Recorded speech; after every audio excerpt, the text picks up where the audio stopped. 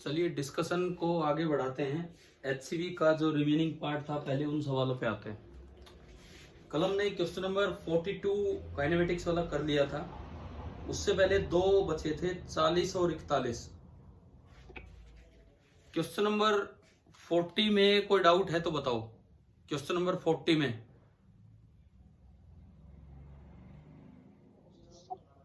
नहीं है। Question number 41 में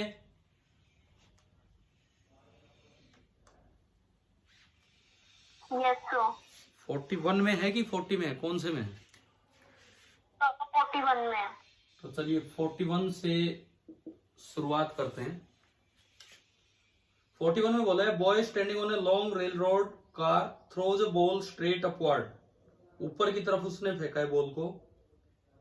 the car is moving on the horizontal road with an acceleration of 1 meter per second square and the projection velocity in vertical direction is 9.8 meter per second. How far behind the boy will the ball fall on the car? देखो मैं एक बार diagram बनाता हूं। ये एक long rail road car है। ये इस पे कोई लड़का है और इसने अपनी तरफ से बॉल को ऊपर फेंका था with a given velocity u and this is 9.8 metre per second. लेकिन ये कार भी मोशन में है। मान लो इस समय कार की वेलोसिटी थी v0। This is velocity of car eight t बराबर 0। t बराबर 0 आपने माना टाइम ऑफ थ्रो। जिस वक्त आपने थ्रो किया है वो टाइम है। अब देखो जैसे ही बॉल यहां से अलग हुई तो दरअसल बॉल में दो वेलोसिटीज हैं। एक तो आदमी की जो वेलोसिटी है वो, और आदमी की वेलोसिटी फिलहाल v0 है और ऊपर वेलोसिटी ये है। तो बॉल की नेट वेलोसिटी कुछ इधर बनेगी। तो असल में बॉल का मोशन कुछ ऐसा होना है, इस तरह का प्रोजेक्टाइल पाथ होना है। एक्सेलरेशन ड्यू टू ग्रेविटी हमेशा बॉल में रहनी है g। लेकिन जो कार है उसमें एक एक्सेलरेशन भी है, लेट गो एक्सेलरेशन a0 है। तो असल में कार थोड़ा और ज्यादा आगे जाएगी एज कंपेयर टू बॉल। तो जो आदमी है वो तो कार के बीच में मान लिया हमने यहां था, बॉल उससे थोड़ा पीछे लैंड करेगी। ये आपका डायग्राम है t बराबर t का और ये डायग्राम है t बराबर 0 का। तो आपको ये डिस्टेंस बताना है। ये डिस्टेंस अगर x0 है तो मुझे x0 पता लगाना है कि बॉल कार से कितना पहले गिरी। पहले तो ये बताओ क्वेश्चन आ गया समझ कि क्या पूछा है इसमें? Yes sir. ठीक है। अब देखिए डिस्प्लेसमेंट ऑफ कार, वो तो जो आदमी जहां तक पहुंच गया वहां तक है, आदमी से आदमी। ये तो कार का डिस्प्लेसमेंट है। डिस्प्लेसमेंट ऑफ कार आप ऐसे निकाल सकते हो, सामने वाली डायरेक्शन को पॉजिटिव मानते हुए ut plus half a t square. Car की इनिशियल वेलोसिटी v0 है। टाइम वो टाइम होगा जो टाइम ऑफ फ्लाइट पार्टिकल का होगा, भी निकालेंगे वो, प्लस हाफ इंटू ए जो दिया है that is a0 into T square. अब मुझे निकालनी होगी रेंज ऑफ बॉल।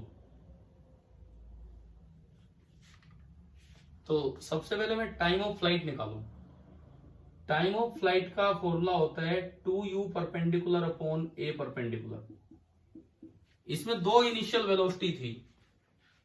ग्राउंड के परपेंडिकुलर डायरेक्शन में कौन सी इनिशियल वेलोसिटी है जब बॉल को प्रोजेक्ट किया उसमें? ग्राउंड के परपेंडिकुलर डायरेक्शन में कौन सी इनिशियल वेलोसिटी है? 9.8। हाँ, तो 2 टाइम्स 9.8 और एक्सेलरेशन g होती है दैट इज अगेन 9.8, यानी कि टाइम ऑफ फ्लाइट जो आया that is 2 second. Time of flight आ गया 2 सेकेंड। अच्छा, आगे की तरफ जो रेंज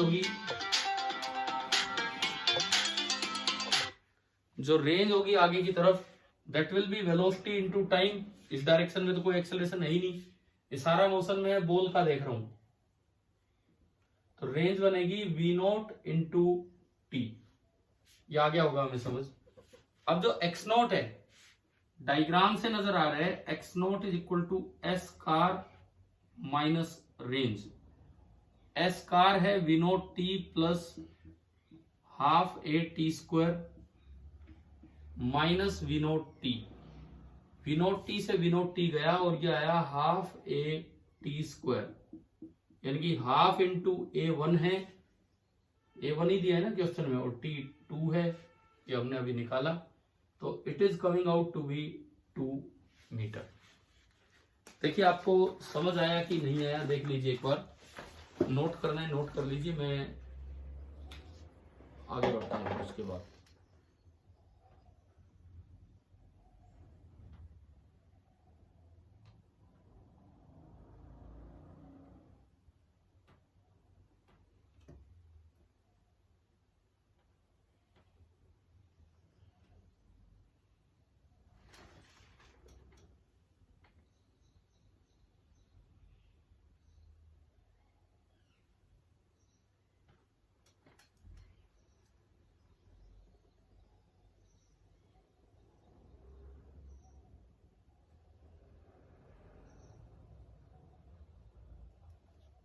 आज तो इस डिस्कशन क्लास में थोड़े से बच्चे हैं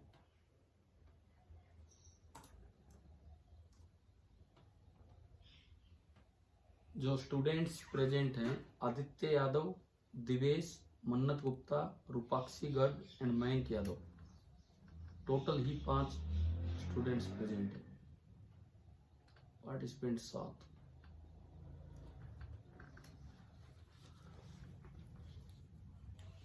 हाँ भाई, हो गया 41? यस ठीक है। 40 में 2 पार्ट थे, क्या सेकंड पार्ट आप सभी से हो गया? 40 में 2 क्वेश्चन है, क्या दूसरे वाला हो गया कि नहीं? बताओ, अगर नहीं हुआ है, हल्का भी डाउट है तो पूछना है। क्या 40 का सेकंड पार्ट हो गया है क्या? चलो ठीक है, हो गया होगा। 42 हमने कल कर दिया था। 43 बताएं। अच्छा, एक बार इसमें ही सुनो, अगर कार में रिटार्डेशन होता, तो कार कम चलती, बॉल ज्यादा चलती, तो इतनी ही डिस्टेंस बॉल आगे गिरती, सेम आंसर आता, लेकिन वो बॉल आगे गिरती। अब क्या होता, एस कार जब आप लिखते तो यहां माइनस हो जाता और आर ज्यादा होता, फिर आर माइनस एस कार करते और वो हो जाता। ठीक है।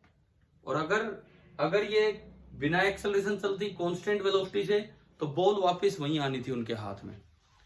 चलो आगे बढ़ो। 43 में बताओ, डाउट है क्या? अरे बोलो जल्दी। 43 में डाउट है क्या? No sir. ठीक है, चलिए आगे बढ़ते हैं। 44? Yes sir. ठीक है। 44 हुआ किसी से? हाँ भाई, क्वेश्चन नंबर 44 हुआ है क्या किसी से? थोड़ी इसमें कैलकुलेशंस हैं, क्वाड्रेटिक बन जाया करती है इसमें। देखिए,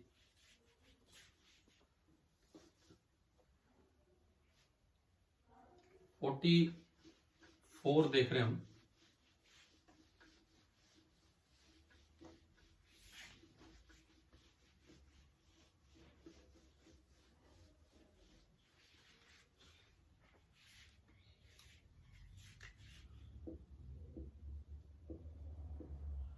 देखिए, एक कोई क्रिकेट का शॉट लगाया गया और ये पहली बेंच है इस तरह से, ये दूसरी बेंच, और यूं चलता रहेगा, and let this be the nth bench. ये मैंने कहा nth बेंच है।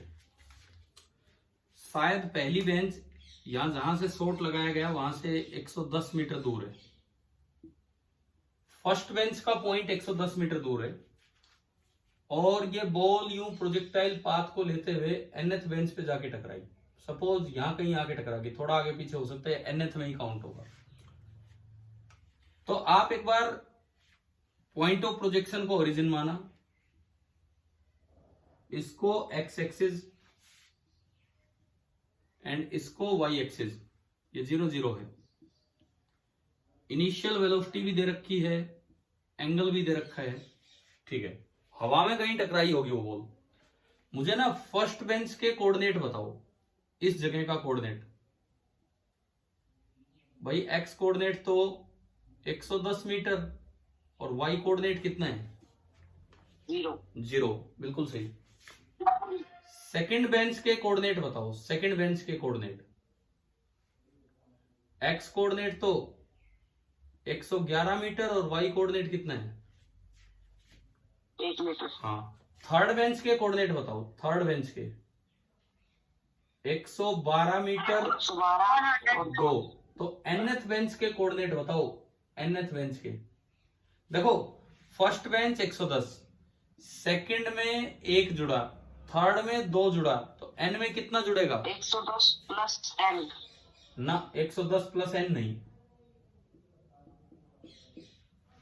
अरे जब फर्स्ट बेंच है तो 0 जुड़ा, सेकंड बेंच है तो 1 जुड़ा, थर्ड बेंच है तो 2 जुड़ा, तो nth बेंच है तो कितना जुड़ेगा? n-1। समझ आया ना ये लॉजिक? ठीक है। अब y कोऑर्डिनेट, फर्स्ट बेंच का 0, सेकंड बेंच का 1, थर्ड बेंच का 2, तो nth का n-1। इसका मतलब जो पोजीशन है इस जगह की वो आ गई 110 प्लस n-1, 109। या यूं कहें एक और चीज, मान लो मैं इस जगह को x बोल दूं और इस जगह को y बोल दूं, तो क्या आपको इन पॉइंट्स में एक रिलेशन समझ आ रहा है? n-1 को अगर मैं y लिखता हूं तो x is equal to 110 plus Y. हाँ भाई बताओ, आ गया क्या? अब आप ना इक्वेशन ऑफ पाथ लिखेंगे। ये जो पाथ है ये एक पैराबोलिक पाथ है, तो अब हम लिखेंगे equation of path. y is equal to, क्या होती है equation of path? x tan theta minus, बोलो, g अपॉन, अरे यार याद होनी चाहिए, 2u square cos square theta into X square. ठीक है। इस जगह का अगर x कोऑर्डिनेट x0 है और y कोऑर्डिनेट y0 है तो इनमें ये रिलेशन हो गया इस जगह। अच्छा थीटा कितना दिया है क्वेश्चन से पढ़ के बताओ, थीटा कितना दिया है? 53 डिग्री। तो हम उसका टेन थीटा भी जानते हैं, टेन थीटा हो जाएगा 4/3, और हम उसका कोस थीटा भी जानते हैं, कोस थीटा कितना होगा? कोस 53 3/5। यू कितना दिया है यू क्वेश्चन में?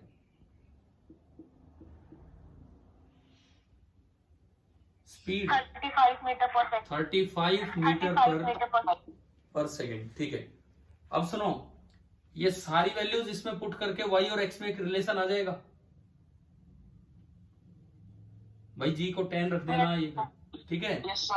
अब सुनो यहाँ पे get a relation in x and y और बाकी सब कॉन्स्टेंट्स हो। अब आपको कैसे करना है, थोड़ी कैलकुलेशन तो है इसमें।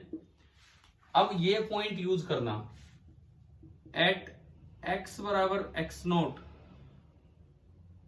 इस इक्वेशन में x बराबर x0 पे y बराबर कितना है?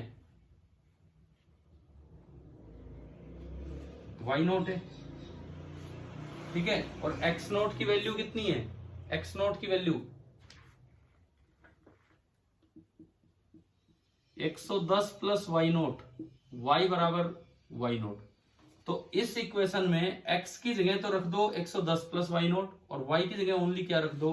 y0। इसमें पुट करके gate a quadratic in y0, gate a quadratic in y0, उसको सोल्व करना, आपको मिलेगा y0 बराबर 5। थोड़ी अप्रोक्सीमेशन करके सोल्व करना, वाई नॉट मिलेगा 5। अच्छा वाई नॉट है कितना, ऊपर आओ आप, ये एक्स नॉट बोला है, वाई नॉट बोला है, वाई नॉट है कितना, n-1। तो यहां से कौन सी बेंच आ गई है, आप इसका आंसर देखना, आंसर 6 दिया होगा, तो 6th बेंच पे जाके टकराएगा। मैंने आपको ना पूरा मेथड बता दिया है, कैलकुलेशंस आप करेंगे और करके देखना, थोड़ा हिम्मत करके, क्योंकि इसमें कैलकुलेशंस बड़ी हैं।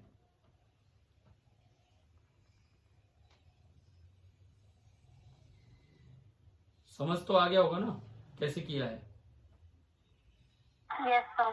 ठीक है, इसको नोट कर लो, इसको पूरा करना, कैलकुलेट भी करना, कभी ऐसे ही छोड़ दो।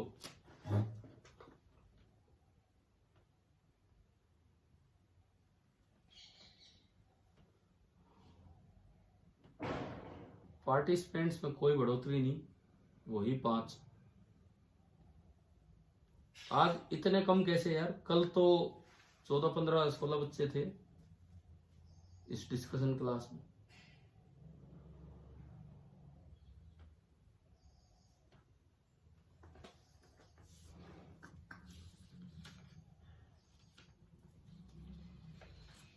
ये हो जाएगा 44। कोई नहीं, आप लिख लीजिए पहले अगर नोट कर रहे हैं तो।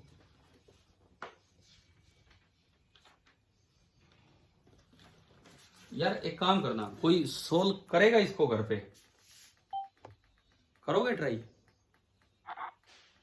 यस। अगर आपका साफ सा Yes, सॉल्यूशन sir. बने ना, कम से कम इस क्वेश्चन का सॉल्यूशन, और नहीं मांग रहा मैं, इस क्वेश्चन की फोटो भेजना कि ये क्वाड्रेटिक सोल्व की, कैसे आपने सोल्व की। ओके। ये मैंने y बराबर 5 तो आंसर देख के बोला है, आंसर 6 आना है, इसलिए 5 आना चाहिए, तब आंसर 6 आएगा। मतलब ये कितना आसान इसको सोल्व करना है, मुश्किल है, एक बार करके दिखाना, आ भी रहा है कि नहीं आ रहा है, या कोई और दिक्कत है। ठीक है, अपना नाम लिख के आप भेज देना, जो भी होगा। अच्छा चले भाई आगे बढ़े, क्वेश्चन नंबर 45।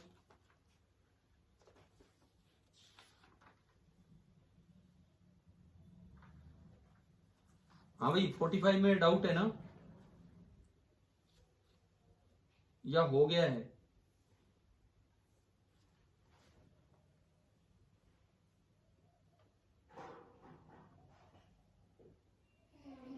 फोर्टी फाइव में बताएं, डाउट है कि हो गया है?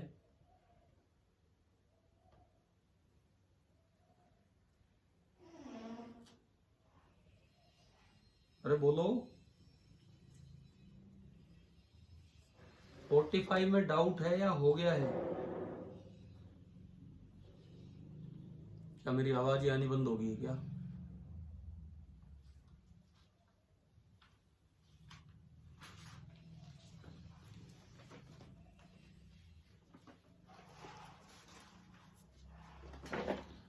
अरे बच्चे बोल ही नहीं रहे यार, जवाब ही नहीं दे रहे आप। 45 में डाउट है या हो गया है?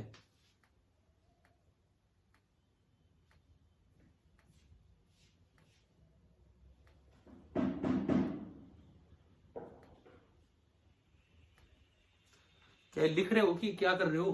कोई जवाब ही नहीं दे रहे।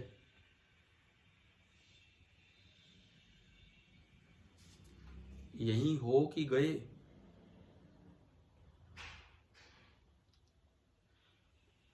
मैं एक बार फिर पूछ रहा हूं, क्वेश्चन नंबर 45 हो गया कि डाउट है?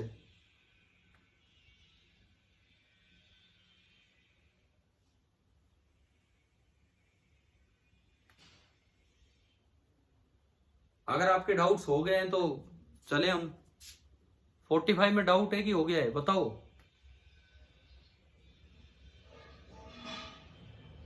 दिव्य साहब से हो गया 45? 44 से खड़े थे। ओहो, आदित्य आपसे हो गया 45? सर किए नहीं है ये वाले। मयंक आपसे हो गया 45? हाँ भाई मयंक, मयंक यादव। सर 44 तक ही किए। तो 45 देख लो, अभी देख लो, मैं करवा रहा हूं, आप देख लीजिए। ये मिटा दूं ना ये तो, देखिए 45 आप देख लीजिए।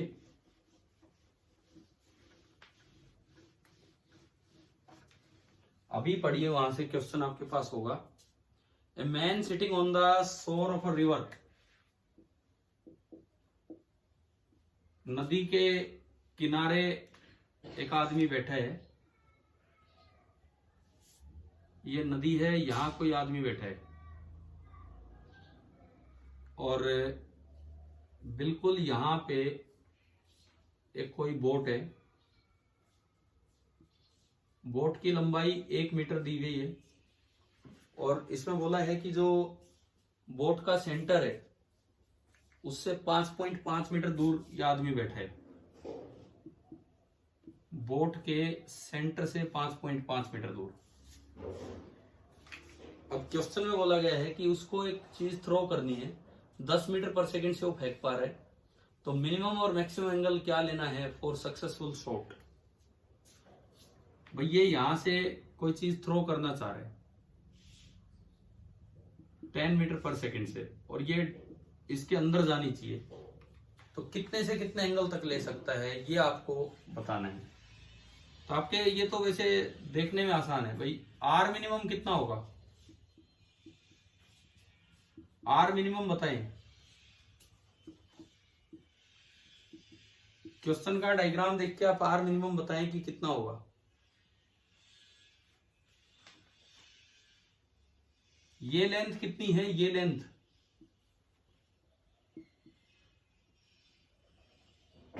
और ये वाली लेंथ भी 0.5 मीटर। तो अब बता दो तो आर मिनिमम कितना है। अरे बोलो यार, आर मिनिमम कितना है। दिवेश आंसर दो, आर मिनिमम कितना है, कहां तक पहुंचाना है हमें।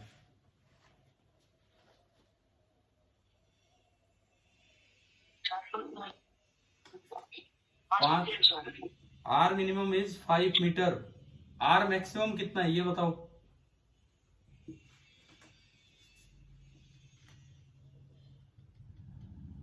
ज्यादा से ज्यादा यहां तक होगा तो बोट के अंदर है, तो आर मैक्सिमम कितना है।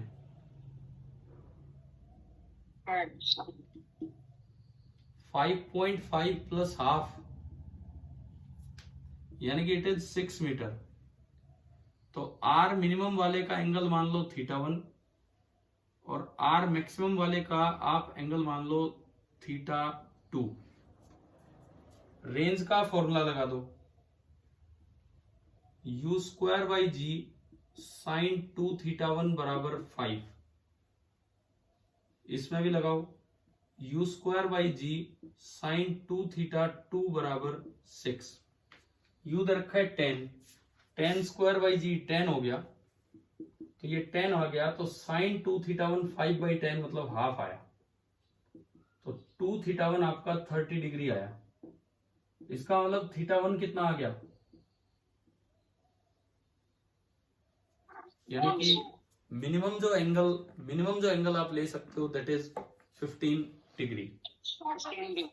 अब यहां से निकालो आर मैक्स से, u²/g 10 होगा, तो sin 2θ2 आया 6/10 यानी कि 3/5।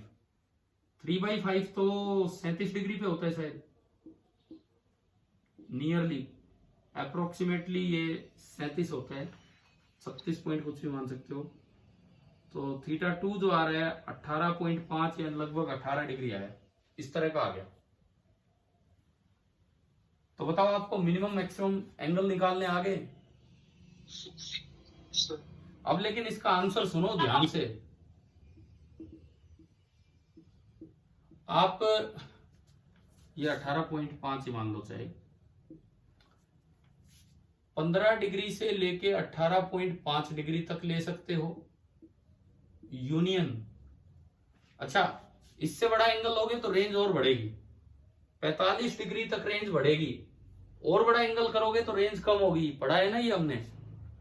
45 डिग्री तक रेंज बढ़ेगी, और बड़ा एंगल लोगे तो रेंज जो है वो कम हो जाएगी, ये हमने पढ़ा है। तो रेंज कम होती जब जाएगी तो उल्टे आते वक्त फिर से एंगल्स आएंगे। यही एंगल 90 में से घटा के भी लिख दो आप, क्योंकि हमने पढ़ा है जब कॉम्प्लीमेंट्री एंगल होते हैं तो रेंज सेम होती है। 90 में 10 गया, 80 में 8 गया, 71.5 डिग्री, और ये वाला एंगल भी 90 में से घटा के लिख दो, सेम रेंज आएगी। 90 माइनस 15 कितना आ गया? 75 डिग्री। अब सुनो होना क्या है, ये कितना था, ये 18.5 तक ही आएगा, 20 पे आगे जाएगा, 40 पे आगे जाएगा, 45 पे आगे जाएगा, 46 पे फिर उल्टा होगा, 47 पे फिर उल्टा होगा। जब 75 डिग्री पे आओगे तो फिर ये इसके अंदर आ जाएगा, और 71.5 डिग्री पे आओगे तो भी ये वापस इसके अंदर आ जाएगा। 71.5 से यहाँ फिर से एंट्री हो जाएगी और वापस ही। तो दूसरी जो रेंज हमारी बनी 71.5 डिग्री से लेके 75 डिग्री तक। बताओ तरीका समझ आया कैसे आंसर देना है? Yes sir. इससे बीच में ये इधर बाहर रहेगा, इसमें वापसी करेगा, और इसके बाद ये इधर बाहर रहेगा। अच्छा, कितना इंटरवल गायब हो गया, कितना डेल्टा थीटा एक्सक्लूड हो गया बीच में से, कितना है ये? 53 डिग्री। यानी कि आप इसको ऐसे भी ले सकते हो, थीटा बिलोंग्स टू 15 डिग्री से 75 डिग्री तक एक्सक्लूडिंग, या माइनस करके लिख दो, माइनस एक इंटरवल आपने माइनस किया 18.5 डिग्री से 71.5 डिग्री का, ये इंटरवल आपने माइनस किया। आप आंसर देखो, इसका आंसर किस तरीके से लिखा हुआ है बुक में ना, उन्होंने किस तरीके से इसका आंसर दिया है, आप एक बार अपनी सीपीपी में या बुक में नजर डालिए।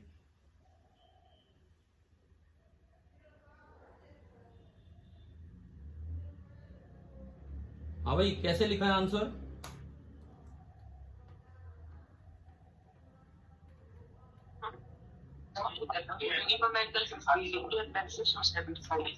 तो मिनिमम 15 है और मैक्सिमम 75 है। ये तो यहाँ इस स्टाइल में हो गया, और उसमें से फिर इंटरवल है वो ये है। हाँ, तो आप अपने आंसर को थोड़ा और ठीक करके लिख लो, ये इसका करेक्ट मतलब कौन सा 53 डिग्री इंटरवल हटाना है, तो ये वाला वही 53 डिग्री इंटरवल आपको हटाना है। ठीक है, कर लो ये नोट। अच्छा मयंक, आपने एक सवाल भेजा था कल, मैंने फिर घर आके उसको सोल्व करके और वीडियो सेंड किया, क्या वो समझ आ गया? Yes sir. बाकी बच्चों के लिए भी देखो, डाउट जो भी होंगे ग्रुप पे ही शेयर कर देता हूं मैं, ताकि सबको कुछ फायदा हो जाए। चलो ये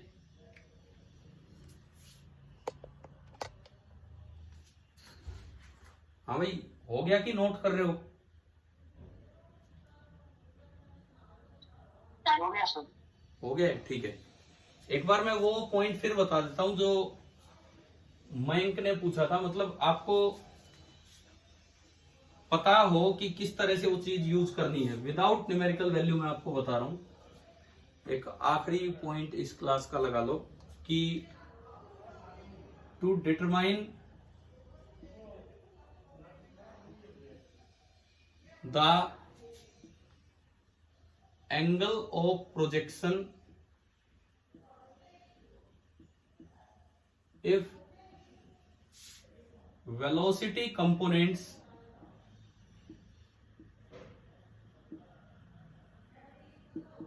at a given height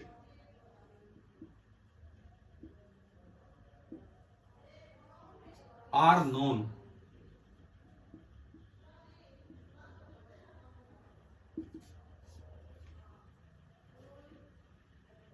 देखो, ऐसा काम कभी भी हो, vertical axis Y axis, horizontal axis X axis, ये कोई थ्रो है और आपको कुछ भी दे रखा हो कि एट एनी हाइट h आपको दो कंपोनेंट दिए हों वेलोसिटी के, एक vx और एक वी वाई, और आपको बताना है केवल थीटा, आपको थीटा बताना है।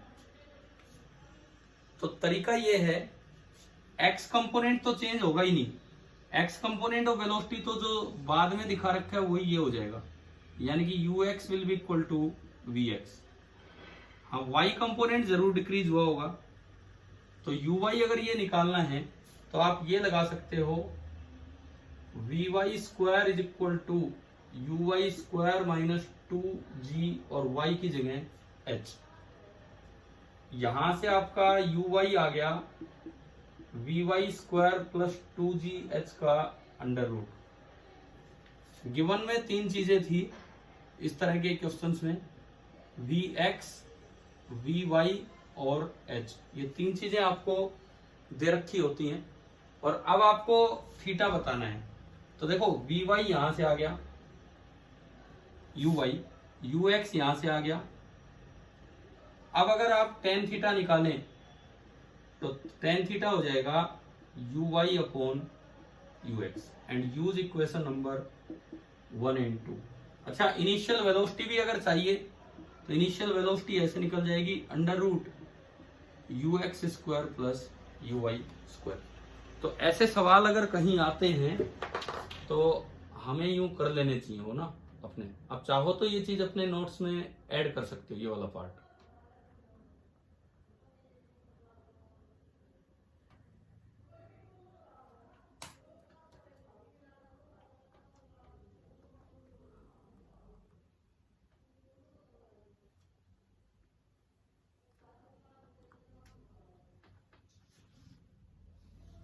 हाँ भाई, अब ये बताओ, ये एचसीवी वाले क्वेश्चंस आपके हो गए इसके प्रोजेक्टाइल के,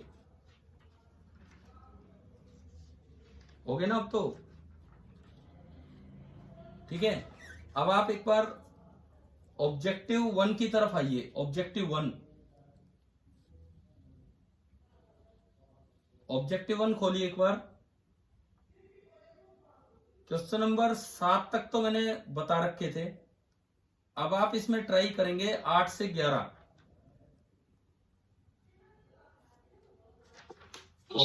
ऑब्जेक्टिव 1 8 से 11 जो प्रोजेक्टाइल पे ही है।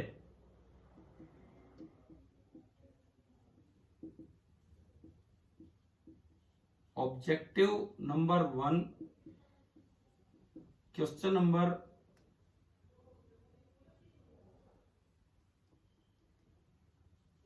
8 to क्वेश्चन नंबर 8 to 11। मैंने शायद 7 तक पहले दिए होंगे आपको करने के लिए 1D मोशन के समय। Yes sir. ये आपका सीपीपी नंबर कौन सा चल रहा है? 19 ही चल रहे हैं ना? ठीक है, तो ये नोट कर लीजिए और ये आप ट्राई कर लेना।